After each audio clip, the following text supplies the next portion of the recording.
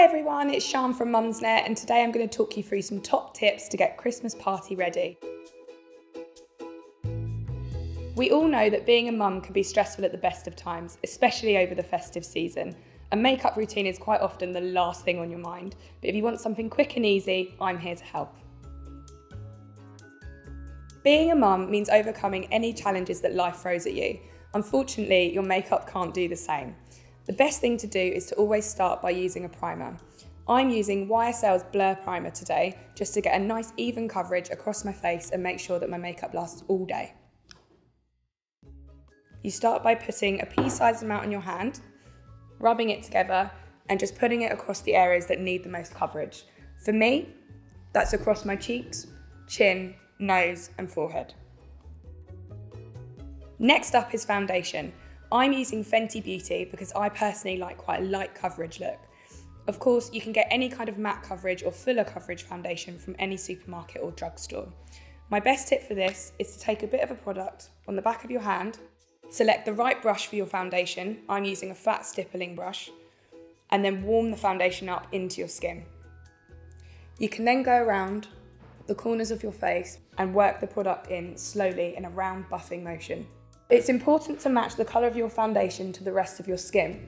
The best way to do that is to take a test across the base of your neck.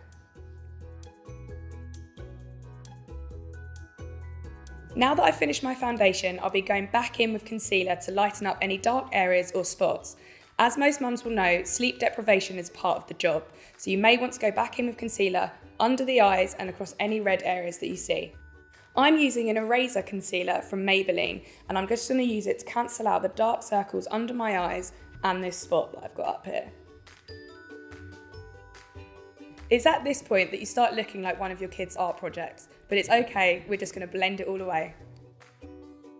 The last part of finishing your base is using a lightweight setting powder to make sure that everything stays in place.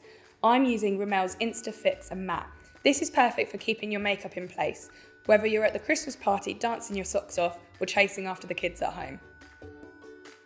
So I'm just going to take the setting powder across any oily patches of skin. This is predominantly across my T-zone and then going in under the eyes. One of my top tips is to actually take your setting powder out with you. This means that you can touch up throughout the night whether or not you've got slightly greasy or had a few too many bubbles. Contouring can seem quite scary, but actually it's really easy. You just need to take a colour that's slightly darker than your own skin tone and use it to accentuate your angles. For example, your cheekbones and your jawline. For me, I'm going to be using a slightly taupey colour from Grail. I'll take this on an angled brush and just lightly swipe across my cheekbone and across my jaw.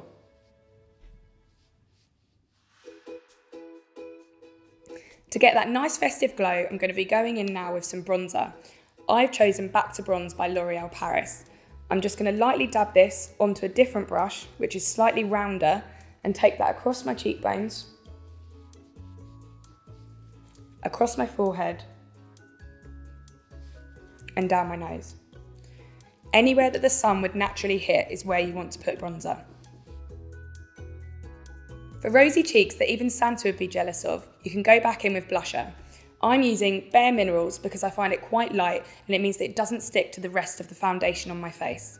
With blusher, a little goes a long way, so you want to use a fine, slightly rounded brush and just take a little bit of product. As said, you literally apply this to the apples of your cheeks. Sometimes, smiling helps. When it comes to eyeshadows, there's a lot of different ones on the market. You can use something a little bit higher end, or you can go cheaper. At the end of the day, what you want to look for is a palette that suits your needs. Today, I'm going to be using Voss's Holy Grail palette, just because it has a lot of different colours for the festive season. However, it is a little bit pricey. If you're looking for something that's similar, that's slightly cheaper, you could use a Revolution's makeup palette. This has a variety of different shades that can take you from day to night. A smoky eye doesn't have to use only blacks. Instead, I'm going to be taking a variety of warmer colours to make sure that I soften up the look slightly. The best thing to do when creating a smoky eye is to follow your own natural shape. Everyone's eyes are different, and therefore every smoky eye is also going to be different. Take it across the socket and into the corner of your eye. You want to slightly blend down into the waterline and then bring that across the socket a little bit more. I'm now going to go back in with a slightly darker colour just to give the eye some depth. I'll be taking this dark brown and putting it just inside the socket. To join everything together, I'll be taking a darker colour across the lower eye line and smudging this out. Rather than using an eyeliner, which can be quite complicated to do even at the best of times, if you want something slightly more dramatic, you can also take this across the top eye. Keep this as close as you can to the lash line and make sure you use very small circular motions. The key to a smoky eye is to make sure that there's no harsh lines, so what I'd recommend doing is taking a clean brush and buffing out the edges. The final part of any smoky eye is of course mascara. I'm using Benefit's Grail. The key tip here is to use it in a zigzagging motion for a fuller, fluttery look. And voila, you have your easy smoky eye. When it comes to eyebrows, there are ample products on the market for you to choose from. I personally prefer to use something that's got a slightly waxy texture to it, as it means if you do mess up, you can easily wipe it away.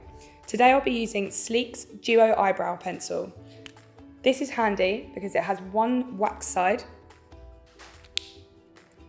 and one spoolie for helping draw the perfect line and blending out any errors. Brush through the eyebrow and create your base shape. You then take the pencil and starting from the bottom, draw small, precise lines easing out towards the outer edge. Always start from the bottom as this creates a smoother line to work with. You can then go back in and fill from the top if you have any sparse areas.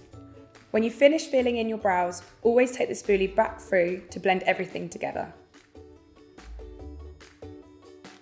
For a bit of Christmas shimmer, you can add highlighter. Today I'll be using Laura Mercier. You want to use a long, fluffy brush, swipe through the product and apply it to the tops of your jawbone, through your brow bone and down the centre of your nose.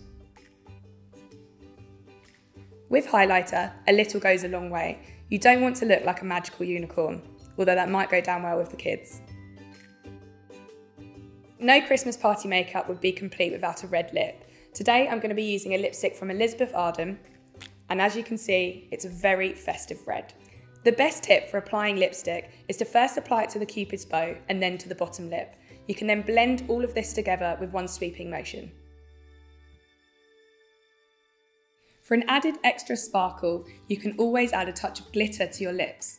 You simply need to buy a product that includes glue and glitter.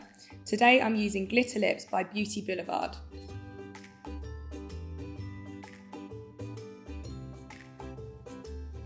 And there you go, an added Christmas sparkle, especially for you Mumsnet users. And there you have it, your quick and easy festive makeup for the party season. Thanks for watching and happy Christmas. Don't forget to subscribe to Mumsnet.